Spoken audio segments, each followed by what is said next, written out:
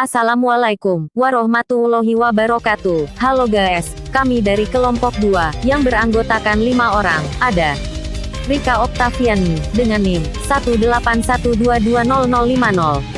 Roinaldi Novansyah, dengan NIM 181220047. Ilma Chandri Yustika, dengan NIM 181220045. Robin Saputra Wijaya, dengan NIM 181220048. Rona Krista Lydia, dengan NIM 181220027. Selanjutnya kita lanjut ke materi. Oh ya, lupa, Rona Krista Lydia, intro dulu dong say, biar rileks. Oke Mbak Google, cekidot. Just tong tang ting tong tang ting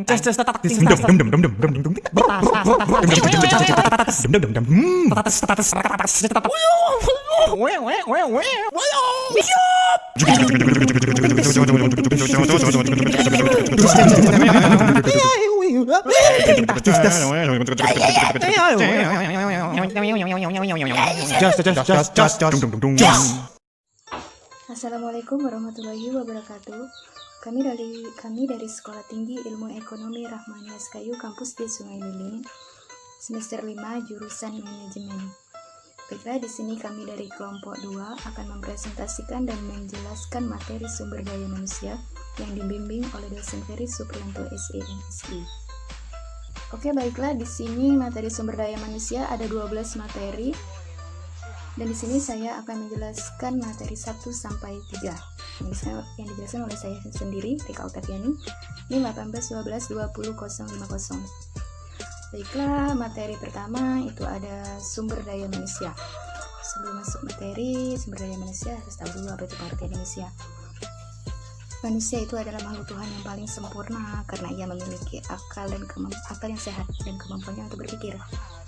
Oke, itu pengertian manusia. Langsung saja pengertian sumber daya manusia. Sumber daya manusia adalah individu produktif yang bekerja sebagai penggerak suatu organisasi, baik itu di dalam institusi maupun perusahaan, yang memiliki fungsi sebagai aset sehingga harus dilatih dan dikembangkan kemampuannya. Dan pengertian manajemen sumber daya manusia atau MSDM merupakan proses serta upaya untuk merekrut, mengembangkan, memotivasi, serta mengevaluasi keseluruhan sumber daya manusia yang diperlukan perusahaan dalam pencapaian tujuannya. Kemudian ada proses manajemen SDM, itu ada merencanakan kebutuhan dan pemanfaatan SDM bagi perusahaan, atau Human Resource Planning. Yang kedua itu personal procurement, mencari dan mendapatkan sumber daya manusia, termasuk di dalamnya rekrutmen, seleksi, dan penempatan serta kontrak tenaga kerja. Selanjutnya ada personal development, mengembangkan sumber daya manusia, termasuk di dalamnya program orientasi tenaga kerja, pendidikan, dan pelatihan. Selanjutnya ada personal maintenance, memelihara sumber daya manusia, termasuk di dalamnya pemberian insentif, jaminan kesehatan, dan keselamatan tenaga kerja, pemberian penghargaan, dan lain sebagainya.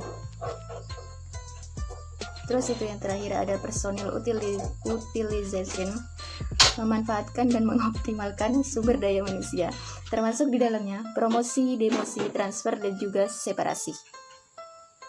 Selanjutnya itu ada langkah-langkah perencanaan SDM.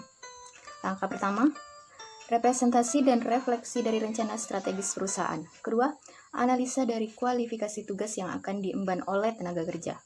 Yang ketiga, analisa ketersediaan tenaga kerja. 4, melakukan tindakan insentif. 5, evaluasi dan modifikasi tindakan. Dan selanjutnya itu materi yang kedua, desain pekerjaan dan informasi analisis pekerjaan. Harus tahu dulu apa itu pengertian desain pekerjaan. Desain pekerjaan adalah fungsi penetapan kegiatan kerja seorang atau sekelompok karyawan secara organisasional. Desain pekerjaan atau job design juga merupakan faktor penting dalam manajemen, terutama manajemen operasi, karena selain berhubungan dengan produktivitas, juga menyangkut tenaga kerja yang akan melaksanakan kegiatan operasi perusahaan. Dan alasan perlunya desain pekerjaan itu untuk membantu dalam menjelaskan pekerjaan apa yang harus dikerjakan, bagaimana mengerjakan pekerjaan tersebut, berapa banyak pekerjaan yang harus dilakukan, dan bagaimana ketentuan yang harus dijalankan, sehingga pekerjaan tersebut dapat diselesaikan. Dan kemudian dengan adanya desain pekerjaan tersebut, setiap karyawan akan mengetahui dengan jelas pekerjaan serta tanggung jawab yang ia terima sejak awal memulai pekerjaan. Kemudian ada tahapan dalam desain pekerjaan.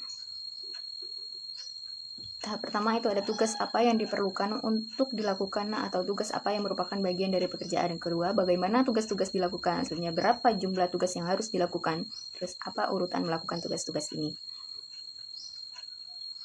Di sini ada pendekatan dalam desain pekerjaan. Itu yang pertama, pendekatan manusia. Pendekatan manusia ini itu menekankan pada mendesain pekerjaan di sekitar orang atau karyawan dan tidak di sekitar proses organisasi. Itu ada pendekatan teknik selanjutnya. Pendekatan teknik dirancang oleh Frederick Winslow, Taylor, dan timnya. Mereka memperkenalkan gagasan tentang tugas yang semakin menonjol pada waktunya. Kemudian ada pendekatan karakteristik pekerjaan. Pendekatan ini dipopulerkan oleh Hickman dan Oldham. Pendekatan ini beranggapan bahwa ada hubungan langsung antara kepuasan kerja dan penghargaan. Selanjutnya itu ada faktor-faktor yang mempengaruhi desain pekerjaan.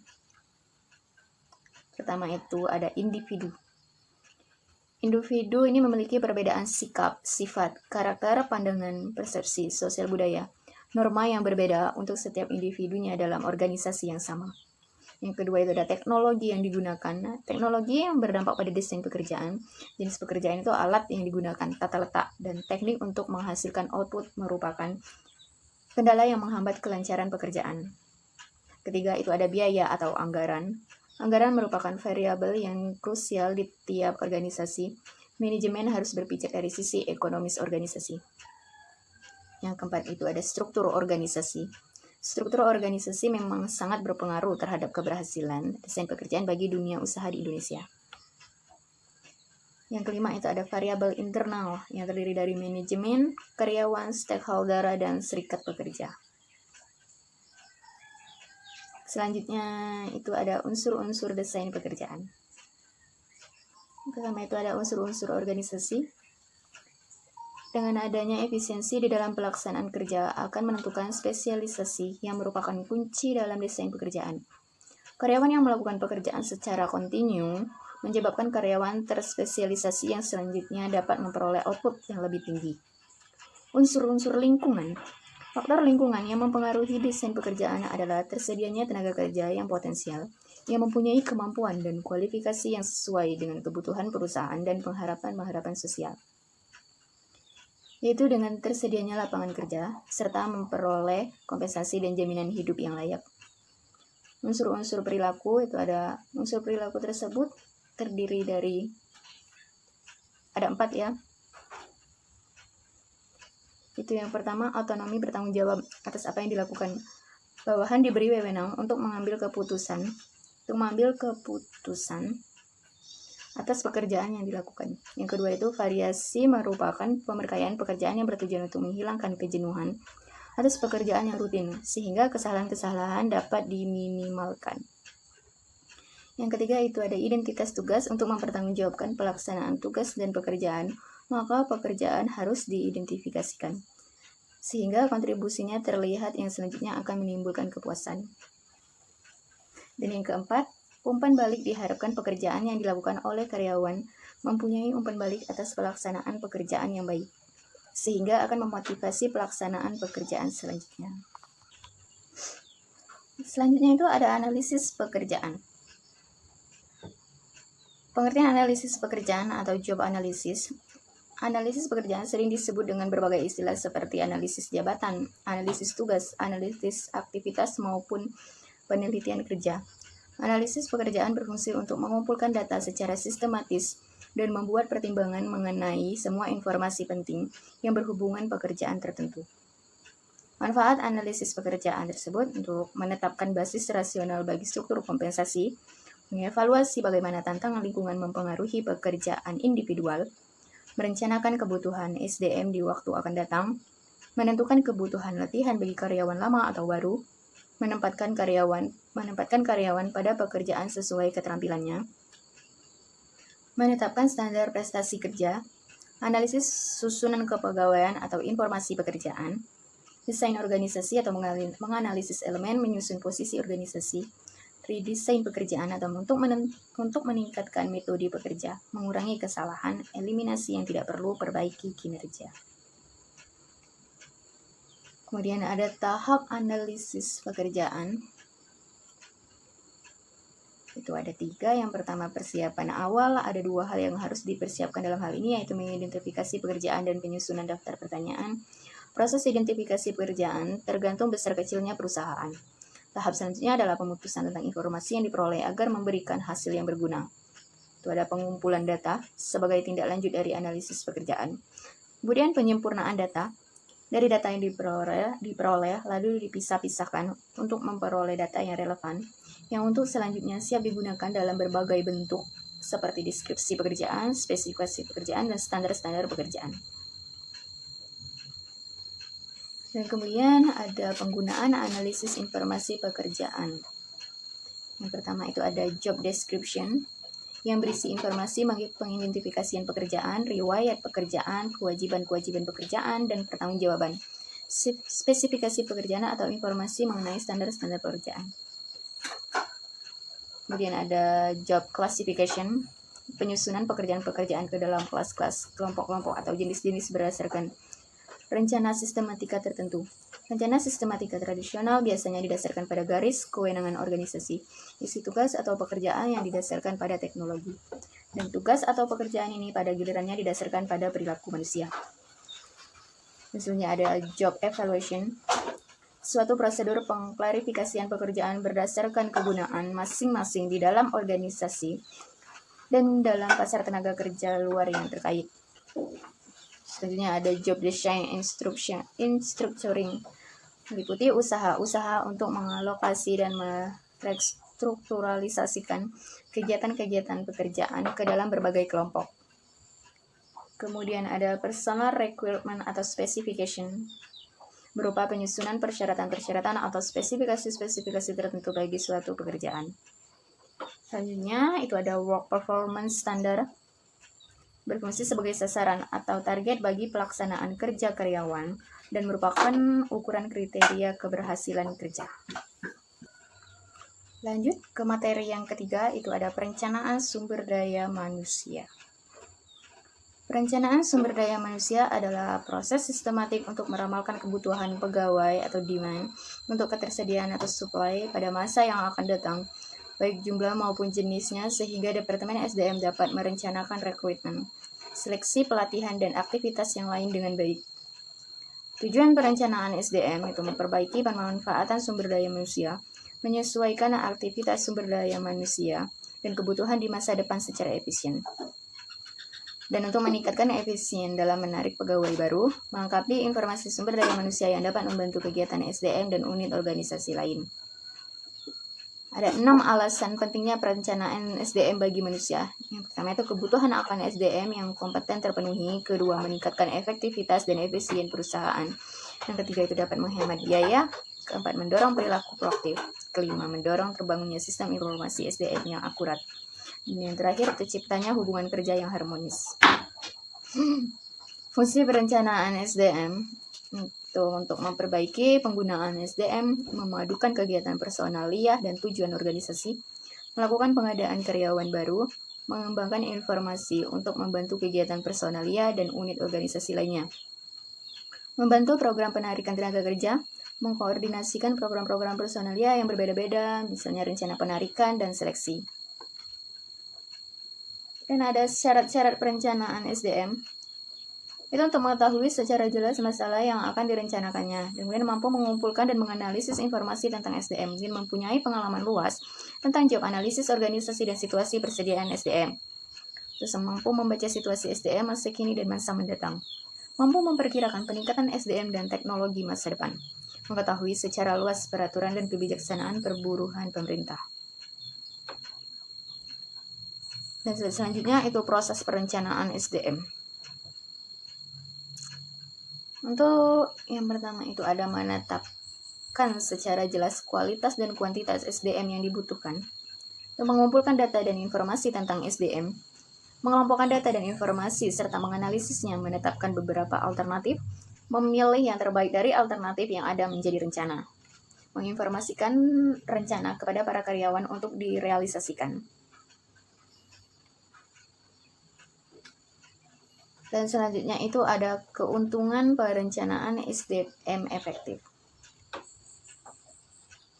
Yang pertama itu manajemen puncak memiliki pandangan yang lebih baik terhadap dimensi SDM atau terhadap keputusan-keputusan bisnisnya. Biaya SDM menjadi lebih kecil karena manajemen dapat mengantisipasi ketidakseimbangan sebelum terjadi hal-hal yang dibayangkan sebelumnya yang lebih besar biayanya.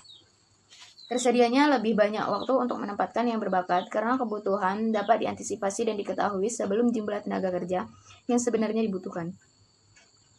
Pengembangan para manajer dapat dilaksanakan dengan lebih baik. Dan ada sistem perencanaan SDM. Sistem sumber daya manusia ini terdiri dari 4 kegiatan yang saling berhubungan dan terpadu, yaitu yang pertama, inventarisasi persediaan sumber daya manusia. Yang kedua, forecast sumber daya manusia, penyusunan rencana sumber daya manusia, dan yang terakhir itu pengawasan dan evaluasi. Dan terakhir, teknik-teknik perencanaan sumber daya manusia. Itu forecast ahli. Orang yang ahli dalam mengestimasi kebutuhan SDM, misalnya manajer yakin bahwa beban kerja mengharuskan penambahan karyawan.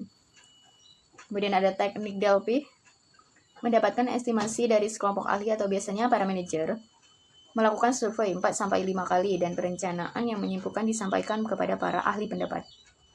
Kemudian ada analisis tren, terdiri dari metode ekstrapolasi, yaitu membuat proyeksi di waktu mendatang dengan mendasarkan pada tingkat perubahan masa lalu, misalnya rata-rata 2 orang karyawan setiap bulan pada 2 tahun, lalu maka akan diterima 24 karyawan selama 1 tahun yang akan datang. Indeksasi, yaitu metode estimasi kebutuhan karyawan di waktu mendatang dengan melihat tingkat perkembangan karyawan dengan indeks, misalnya rasio antara karyawan produksi dan penjualan.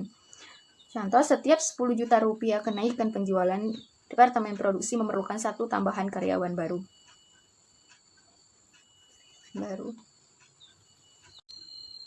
Oke, baiklah, itu saja materi yang dapat saya sampaikan. Dan selanjutnya akan disampaikan oleh rekan saya. Terima kasih.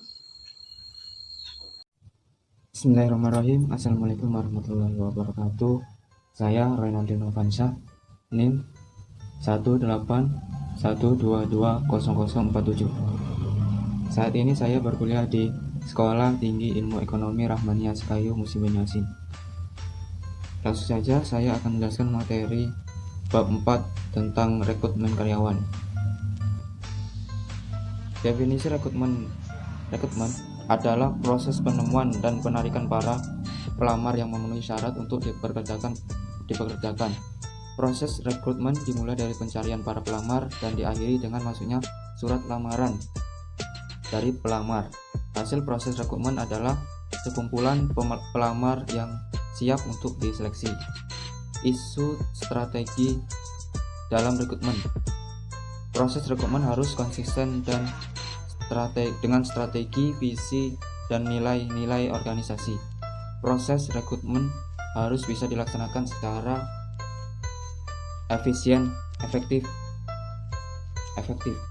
Proses rekrutmen harus dibarengi dengan kemampuan organisasi dalam mempertahankan para karyawan terbaiknya. Selanjutnya yaitu alternatif tindakan selain rekrutmen. Rekrutmen adalah proses yang membutuhkan banyak biaya dan waktu dan tenaga. Jadi sebelum memutuskan untuk melaksanakan rekrutmen perlu dipertimbangkan berbagai alternatif tindakan yang perlu dipikirkan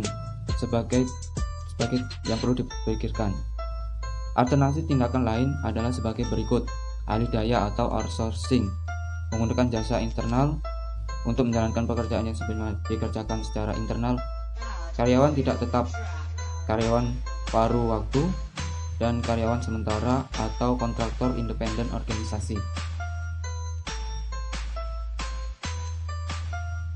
Selanjutnya yaitu tujuan rekrutmen eksternal. mengisi jabatan-jabatan tingkat pemula entry level atau mendapatkan keterampilan yang belum dimiliki para karyawan yang ada saat ini, memperoleh para karyawan dengan latar belakang yang berbeda untuk memberikan keberagaman ide. Selanjutnya, proses rekrutmen. 1. Sumber dan metode rekrutmen. Sumber-sumber rekrutmen adalah tempat di mana para kandidat yang memenuhi syarat berada, seperti perguruan-perguruan tinggi dan perusahaan-perusahaan pesaing. Metode-metode rekrutmen adalah cara-cara spesifik yang digunakan untuk menarik para karyawan potensial ke dalam perusahaan, seperti rekrutmen online. Kedua, sumber dan metode rekrutmen internal. Sumber internal, promosi, transfer, penarikan kembali, metode internal, pengumuman lowongan jabatan, job posting, persediaan bakat, dan talent inventory. 3. Metode rekrutmen internal, pengumuman lowongan pekerjaan, job posting, persediaan bakat, talent inventory, promosi, transfer, aktivitas pengembangan para karyawan yang meninggalkan perusahaan. Sumber rekrutmen eksternal, yaitu adalah sekolah menengah umum dan sekolah kejuruan akademi dan universitas pesaing dalam pasar tenaga kerja, mantan karyawan, pengangguran, atau wirausahawan. Metode rekrutmen internal, pelamar yang datang atau walk-ins dan surat lamaran yang masuk written-ins, rekomendasi karyawan, iklan agen tenaga kerja, perusahaan jasa rekrutmen, lembaga pendidikan, asosiasi profesional kerja. Metode rekrutmen online, rekrutmen internet rekrutmen. Orang yang pekerjaan utamanya menjalankan proses rekrutmen melalui internet disebut juga sebagai rekrutmen maya, cyber recruiter. Metode perekrutan online yang dilakukan oleh satu pemberi kerja atau sekelompok pemberi kerja untuk menarik sejumlah besar pelamar, situs web karir perusahaan, corporate career website, situs kerja yang dapat diakses dari homepage perusahaan yang menampilkan daftar posisi-posisi tersedia di perusahaan, dan memfasilitasi para pelamar untuk melamar kerja pada jabatan-jabatan tertentu. Ya, baiklah, selanjutnya bab kelima, yaitu seleksi karyawan. Seleksi. Pengertian seleksi. Seleksi adalah suatu usaha pertama yang harus dilakukan perusahaan untuk memperoleh karyawan yang qualified dan kompeten yang akan menjabat serta mengerjakan semua pekerjaan pada perusahaan tersebut. Menurut Ambar T. Sulistiani dan Rosida, seleksi merupakan serangkaian langkah kegiatan yang dilaksanakan untuk memutuskan apakah seseorang pelamar diterima atau ditolak dalam suatu instansi tertentu setelah menjalani serangkaian tes yang dilaksanakan. Seleksi juga disebutkan sebagai suatu kegiatan pemilihan atau penentuan pelamar yang diterima atau ditolak untuk menjadi karyawan perusahaan. Kedua, tujuan seleksi. Seleksi menerima karyawan baru bertujuan untuk mendapatkan A. Karyawan yang qualified dan potensial, B. Karyawan yang jujur dan disiplin, C. Karyawan yang cakap dengan penentuan yang tepat, D. Karyawan yang terampil dan bergairah bekerja, E. Karyawan yang dinamis dan kreatif, karyawan yang inovatif dan bertanggung jawab sepenuhnya, G. Karyawan yang loyal dan berdedikasi tinggi, karyawan yang mudah dikembangkan pada masa depan, I. Karyawan yang dapat bekerja secara mandiri, dan yang terakhir C. Karyawan yang mempunyai perilaku dan budaya malu. 3. Kualifikasi yang menjadi dasar seleksi. Beberapa kualifikasi yang menjadi dasar dalam proses seleksi. A. Keahlian. Dasar keahlian merupakan salah satu indikator untuk menjadi acuan dalam seleksi. Keahlian dapat dikelompokkan menjadi 3, yaitu technical skill, yaitu keahlian yang harus dimiliki oleh karyawan pelaksana, human skill dimiliki oleh pimpinan menengah, dan conceptual skill dimiliki oleh puncak pimpinan. B. Pengalaman. Pengalaman cukup penting diperhatikan dalam proses seleksi. Perusahaan akan lebih cenderung untuk mencari calon tenaga kerja yang sudah berpengalaman di. Baiklah, mungkin itu saja yang bisa saya jelaskan atau paparkan tentang materi rekrutmen karyawan dan seleksi karyawan. Saya akhiri. Wabillahi taufiq wal hidayah. Wassalamualaikum warahmatullahi wabarakatuh. Terima kasih. Perkenalkan, nama saya Ilma Chandristika, akan melanjutkan penjelasan dari teman saya yang sebelumnya, yaitu tentang materi orientasi pelatihan dan pengembangan karyawan. Pengertian dari pelatihan dan pengembangan adalah suatu upaya untuk meningkatkan kemampuan yang dimiliki SDM atau karyawan berupa pengetahuan dan keterampilan sehingga mampu melaksanakan pekerjaan dengan hasil yang optimal. Contoh dari materi yang akan diberikan ketika saat pelatihan adalah sebagai berikut. Yang pertama yaitu menjelaskan profil organisasi termasuk sejarah berdirinya suatu lembaga atau perusahaan, kemudian visi dan misi yang ingin dicapai perusahaan, struktur organisasi perusahaan beserta para pemangku jabatan perusahaan dan struktur organisasi beserta para pemangku-pemangku lainnya, seperti siapa pemilik perusahaan tersebut atau siapa pengelola perusahaan tersebut, dan struktur organisasi yang ada di bawahnya atau struktur perusahaan yang ada di bawahnya. Yang kedua yaitu peraturan-peraturan atau menjelaskan apa saja peraturan dan berbagai kebijakan perusahaan dalam hubungannya dengan hak dan kesejahteraan karyawan. Selanjutnya yang kemudian yaitu menjelaskan fasilitas yang dapat digunakan oleh karyawan dan apa saja fasilitas yang tidak boleh digunakan oleh karyawan. Seperti peralatan kantor yang ada di ruang kerja karyawan, apa saja yang boleh digunakan dan apa saja yang tidak boleh digunakan. Yang kemudian selanjutnya ada pengenalan kondisi lingkungan kerja, atau jika kuliah itu sama seperti ospek yang menjelaskan tentang apa saja tempat-tempat yang perlu diketahui oleh karyawan. Seperti menjelaskan siapa yang menjadi atasan langsung, atasan tidak langsung, rekan kerja, dan bawahan beserta ruangan kerja yang akan dipakai karyawan untuk bekerja nantinya. Yang terakhir ada pengenalan tugas-tugas yang harus dikerjakan oleh karyawan sesuai dengan posisi jabatannya nanti. Jadi atasan akan menjelaskan tugas-tugas apa yang harus dilakukan oleh karyawan sehingga karyawan dapat paham dengan tugas yang akan dijalankan selanjutnya. Selanjutnya ada pengembangan SDM, artinya mempersiapkan pekerja menduduki posisi-posisi demi pengembangan organisasi di masa yang akan datang.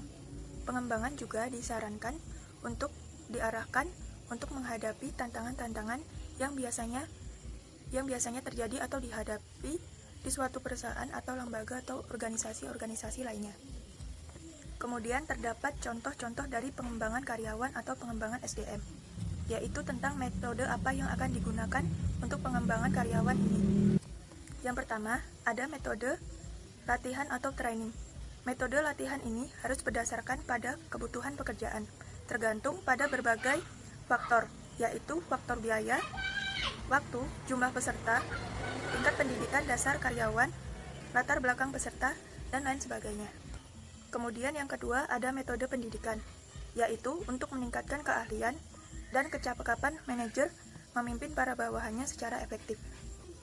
Selanjutnya ada proses pelaksanaan pelatihan dan pengembangan karyawan. Yang pertama yaitu analisis kebutuhan terhadap pelatihan atau training need analysis.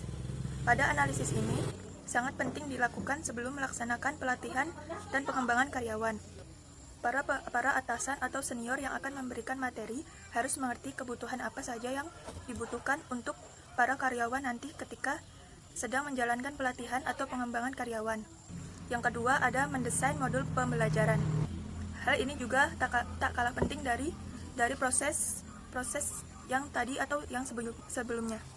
Di proses ini atasan atau senior yang akan memberikan pelatihan harus mendesain untuk mengerti apa saja yang akan diberikan atau materi apa saja yang diberikan untuk karyawan ketika pelatihan nanti. Selanjutnya ada validasi, kemudian yang keempat ada implementasi, kemudian yang terakhir ada evaluasi dan tindak lanjut. Evaluasi ini adalah suatu kesimpulan dari proses-proses pelatihan atau pengembangan karakter yang sebelumnya sudah dilakukan. Seperti apa saja yang sudah didapatkan dari proses-proses sebelumnya, sehingga para atasan atau senior yang memberikan pelatihan dapat menindaklanjuti rencana-rencana yang akan dilaksanakan selanjutnya. Kemudian selanjutnya terdapat pula teknik latihan training karyawan operasional. Yang pertama ada teknik on the job training. Dalam teknik ini, para peserta latihan harus bekerja di tempat untuk belajar dan meniru suatu pekerjaan di bawah bimbingan seorang senior atau pengawas. Teknik ini dibedakan dalam dua cara. Yang pertama yaitu cara formal, yaitu supervisor menunjuk seorang karyawan senior untuk melaksanakan pekerjaan tersebut. Selanjutnya, para peserta latihan melakukan pekerjaan sesuai dengan cara-cara yang dilakukan karyawan senior tersebut. Seperti seorang HRD yang ditunjuk oleh atasannya untuk membimbing karyawan-karyawan baru untuk melaksanakan tugasnya, sehingga karyawan baru tersebut dapat paham atau mengerti tugas apa yang dilakukan dalam pekerjaannya.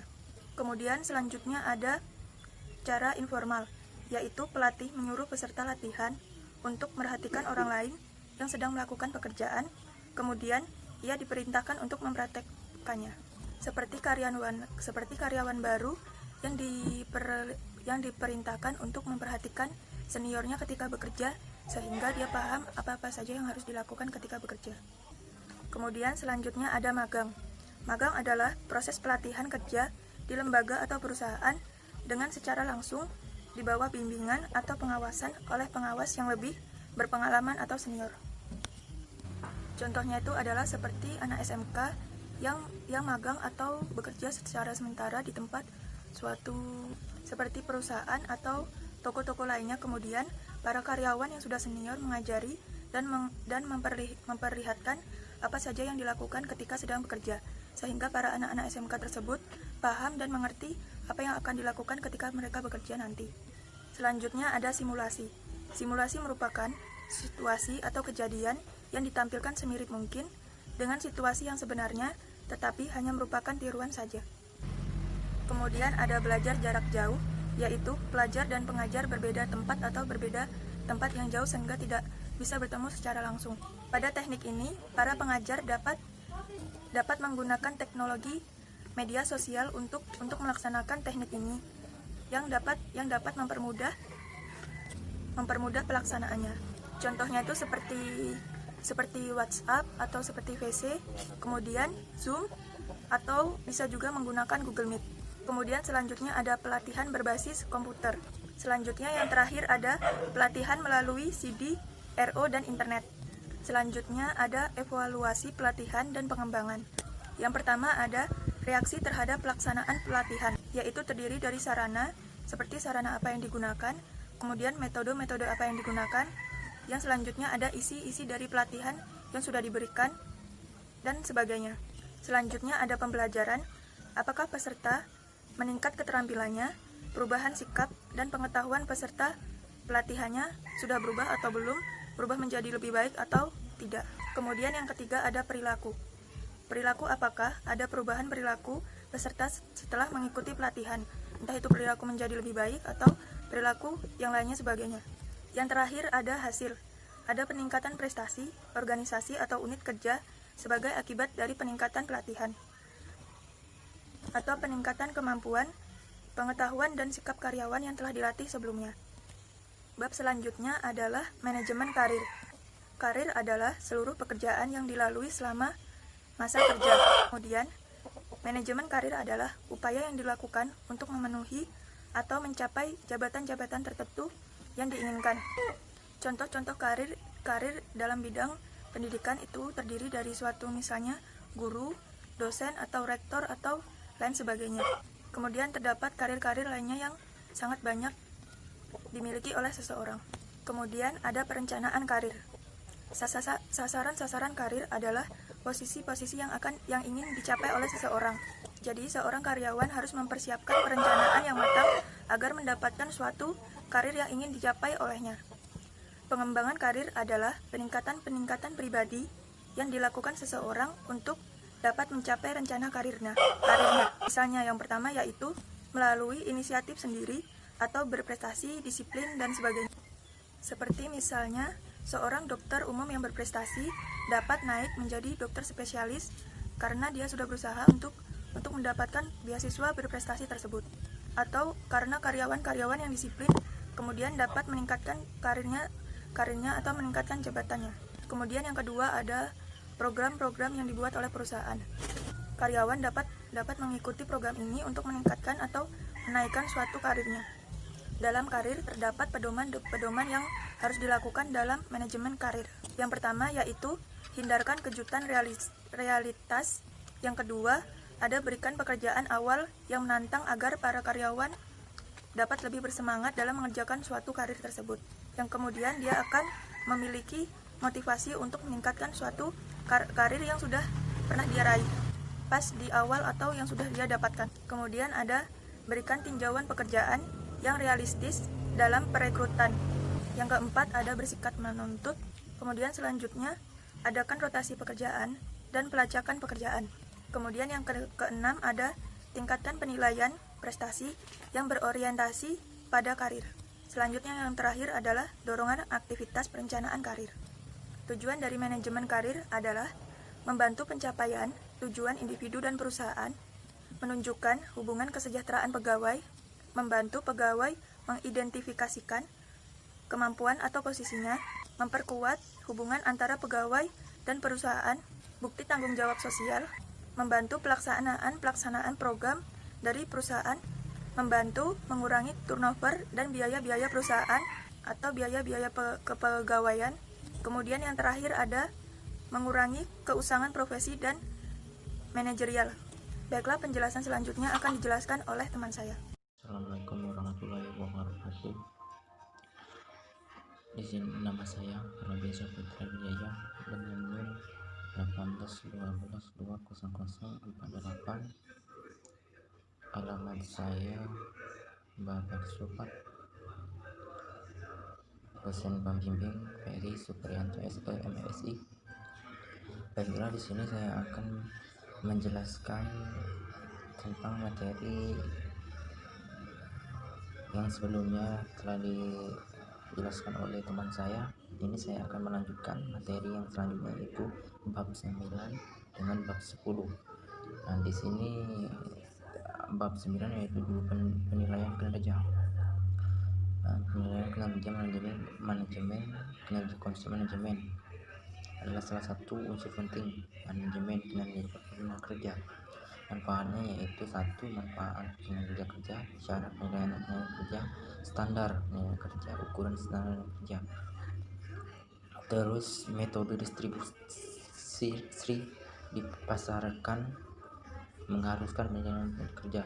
Ini terus sistem berbasis hasil atau result based system di masa lalu merupakan suatu bentuk objek manajemen berdasarkan tujuan. Baiklah, di sini saya akan menjelaskan bab 10-nya, yaitu kompensasi karyawan. Kompensasi karyawan di sini adalah semua pendapatan yang dibentuk untuk uang atau barang, langsung atau tidak langsung. Di sini ada berapa konsep, yaitu: 1. Konsep kompensasi gaji atau balas jasa. Kedua yaitu upah insentif tambahan. Tambahan yang masuk di sini yaitu lemburnya, yaitu tujuan pemberian imbalan, yaitu secara khususnya untuk mengarahkan atau mengatur menguasai pelaku karyawan hasilnya itu yang maksimal. Nah, terus faktor-faktor yang mempengaruhi kompensasi yaitu: 1. UMP, penawaran, kemampuan, serikat buruh, posisi jabatan, pengalaman karyawan, kondisi perekonomian nasional, jenis dan sifat pekerjaan. Baiklah, terima kasih atas perhatiannya. Maaf kalau penjelasan saya kurang berkenan di hati Anda. Saya akhiri. Wassalamualaikum warahmatullahi wabarakatuh. Oke, lanjut. Assalamualaikum warahmatullahi wabarakatuh. Nama saya Rona Kristalidia, NIM 181220027. Bab 11, Kesehatan dan Keselamatan Kerja atau K3 Karyawan. Keselamatan dan kesehatan kerja menunjukkan pada kondisi fisiologis fisik dan psikologis tenaga kerja yang diakibatkan oleh lingkungan kerja perusahaan. Keselamatan dan kesehatan tempat kerja atau workplace safety and health mengacu pada kondisi psikologis fisik dan psikologis pekerja yang merupakan hasil dari lingkungan yang diberikan oleh perusahaan. Ada tujuan dan pentingnya keselamatan dan kesehatan kerja untuk memberikan kondisi atau lingkungan kerja yang lebih aman dan sehat, serta menjadi lebih bertanggung jawab atas kegiatan-kegiatan tersebut, merupakan bagi organisasi yang mempunyai tingkat kecelakaan yang tinggi. Selanjutnya ada strategi untuk meningkatkan keselamatan dan kesehatan kerja. 1. Mengawasi tingkat keselamatan dan kesehatan. 2. Tingkat kejadian. 4. Tingkat frekuensi. 5. Tingkat keparahan pencegahan kecelakaan.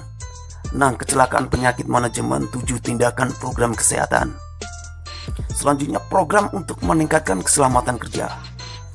Program promosi, yaitu diusahakan agar pekerja memiliki daya tarik, menetapkan komite keselamatan yang terdiri dari karyawan operasional dan mewakili manajemen.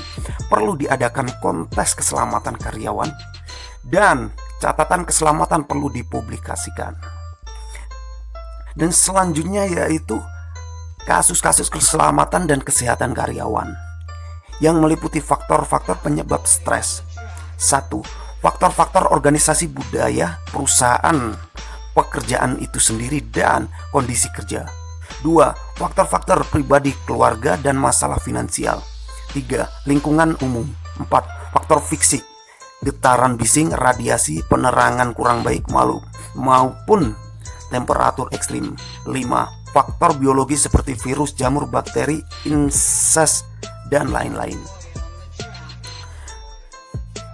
Dan selanjutnya adalah teknik dalam program kesehatan dan keselamatan. Fokus program keselamatan kerja, yaitu perilaku kerja, membentuk sikap karyawan yang setuju akan keselamatan kerja, mendorong upaya seluruh karyawan untuk mewujudkan keselamatan kerja, mulai dari manajemen puncak hingga karyawan level terendah. Menentukan tanggung jawab para manajemen dalam melaksanakan program keselamatan kerja, kondisi kerja, dan mengembangkan dan memelihara lingkungan kerja fisik yang aman, misalnya dengan penyediaan alat-alat pengaman yang memadai. Dan yang terakhir dari bab 11 yaitu evaluasi program kesehatan dan keselamatan kerja, yaitu dibagi menjadi 2. 1. Penurunan tingkat kecelakaan dan penyakit yang terkait dengan pekerjaan, baik secara kuantitatif atau frekuensi kejadian maupun kualitatif atau berat ringannya cedera atau penyakit. 2. Menurunkan jumlah jam kerja yang hilang akibat kejadian kecelakaan kerja atau penyakit yang disebabkan pekerjaan. Dan yang selanjutnya dan yang terakhir adalah bab 12, yaitu serikat pekerja dan perundingan kolektif. Serikat kerja adalah organisasi para pekerja yang dibentuk untuk mempromosikan atau menyatukan pendapat, melindungi dan memperbaiki melalui kegiatan kolektif kepentingan-kepentingan sosial, ekonomi, dan politik para anggota. Setelah pengertian yaitu ada tujuan dan pentingnya serikat pekerja, yaitu serikat pekerja membantu perusahaan melalui kerjasama dalam usaha-usaha bersama, seperti program kerja kelompok yang memungkinkan perusahaan melakukan usaha-usaha penyelamatan, terutama di masa sulit, namun tetap menguntungkan dan kompetitif. Dan adapun perjanjian ketenaga kerjaan, berikut topik-topik tertentu yang tercakup dalam hampir semua perjanjian ketenaga kerjaan meliputi pengakuan hak-hak manajemen, manajemen serikat pekerja, kompensasi, daftar tarif upah, bayaran lembur atau premium, bayaran juri, pesangon, hari libur, cuti, perawatan keluarga, prosedur keluhan, jaminan karyawan, faktor-faktor yang terhubung dengan pekerjaan. Selanjutnya ada strategi serikat kerja, yaitu 1. Pemogokan atau strike, 2. Boykot, 3. Aktivisme, 4. Strategi manajemen, 5. Pelarangan bekerja atau lockout, 6. Melanjutkan kanoperasi tanpa para karyawan yang mogok. Mungkin itu yang dapat saya sampaikan dari materi 11 dan 12. Kurang lebihnya saya mohon maaf. Saya akhiri, wabillahi taufiq walhidayah. Wassalamualaikum warahmatullahi wabarakatuh. See you next time. Terima kasih.